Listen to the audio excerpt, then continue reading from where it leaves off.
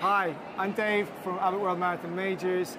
I'm here at the Berlin Marathon Expo in the Tempelhof. I'm joined by Mari, and Mari is a sports psychologist, a runner, a Berlin native, and also a 4.5-time Berlin Marathon runner. Is that correct? Yeah, like I finished like 5 times and then paced a couple times, so yeah. So she's got a bit of history to this wonderful race. Now we thought it'd be a really good idea for Mari as a local to talk us through the Berlin Marathon course. All the kind of little bits that you might not know about or be interested to know about, but also the little bits that locals know about and how the kind of people can get the best Berlin Marathon experience that they can have. So Mari, do you want to talk us through this crazy course that goes around of all of Berlin's greatest town? Yeah. So I would say let's start with the start. We are off in the middle of the Tiergarten and then we make our way to the Victory Column. It's like the first, personally my favorite site in Berlin, to be honest. You make your way around it and then we basically have a few kilometers, miles through the middle of the city, which are beautiful. Yeah. And which lead us again to the starting area here around the so this is the Bundestag. Bundestag, yes. So I've seen this on my scoots around the city. It's beautiful. And then so after we pass the Bundestag, we go to, is that Mitte? Yeah. Is that Mitte, have I pronounced that correctly? It's like the middle of Berlin. The middle of Berlin. Yeah. We come around here, we cross the Spree, and so we're standing here in the Expo. So we've gone quite far around here, but this is quite just, I'm told this is just general Berlin. And Berlin is a huge, wide open city. I love it about it. My friends complain who are not from Berlin, but it's a thing about Berlin. Yeah. Wonderful. So we're obviously at the Expo, so this is 17, 18 through to 19. So we're coming up to 21. So you recommended 21 as being a really good place for spectators. Is that correct? Yeah, so this is like the hot tip here. It's just shared here. It's like a secret tip. If you have friends and family cheering, get them to this point first because they can see the top of the field and then wait for the loved ones. And then they can make their way over here. It's like 700, 800 meters, so not a long walk. And this is one of the cheering hotspots. We'll talk about that later. Yeah. But you can basically see 2 spots of the course without running around a lot. So make your way to Park and then wait here, and then if you've seen everything, just walk over and you'll still see the top of the field. So another interesting fact here, at K21, there is the Abbott Flying 400 area, which is for our World Marathon Major wheelchair athletes. There's a 400-meter stretch where they sprint out through it. The fastest wheelchair athlete in both men's and women's will receive 8 points towards their World Marathon Majors final score at the end of the year. So for the competition to see who will win the series, these Flying 400 points are a really, really interesting opportunity for where wheelchair athletes can maybe make a little move for the top spot. So we've done 21 and we're coming down here to 28. Yes. Tell me about 28. Exactly. Is that a pint of beer or is it water? It's a water station.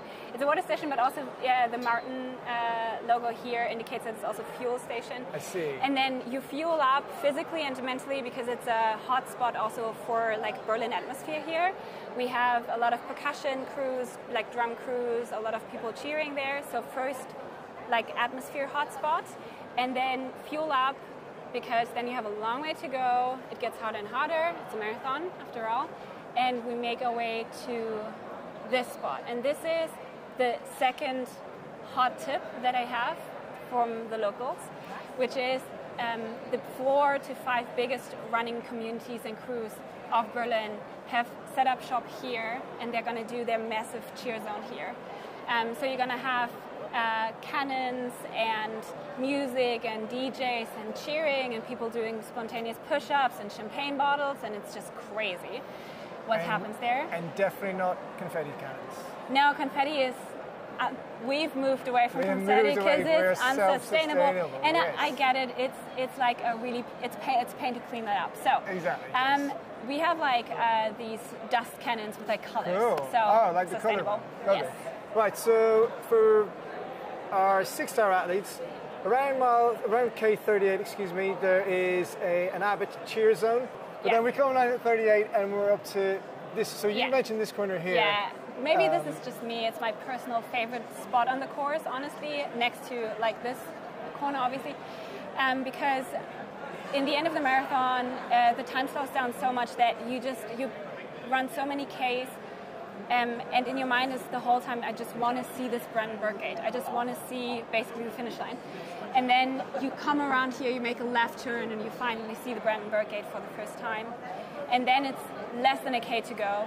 And you make your way below the Brandenburg Gate, which is just iconic, just running below the Brandenburg Gate with all these emotions. And then whatever you do, don't sprint. Yeah.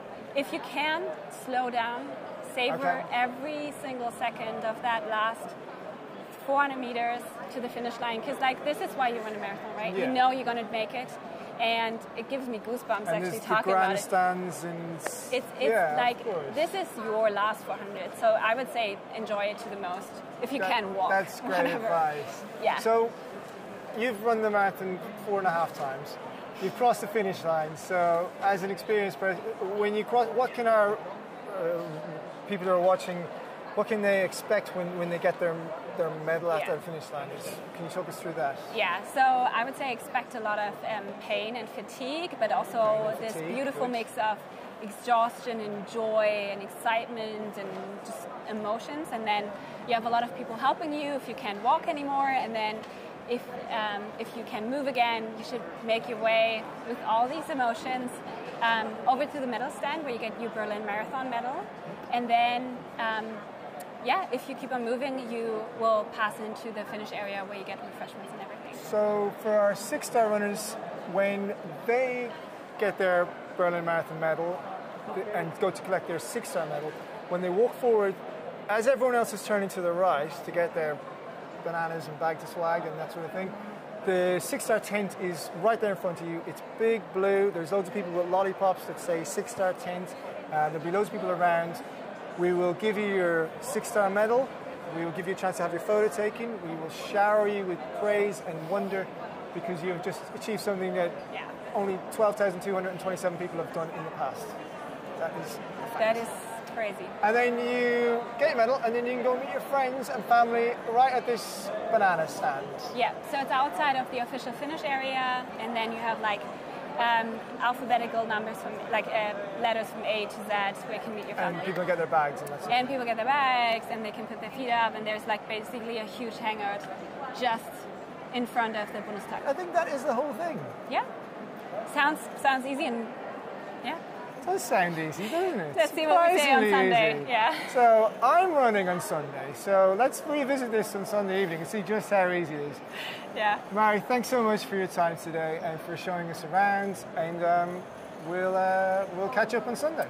Yeah, happy to do it, and good luck and good legs on Sunday.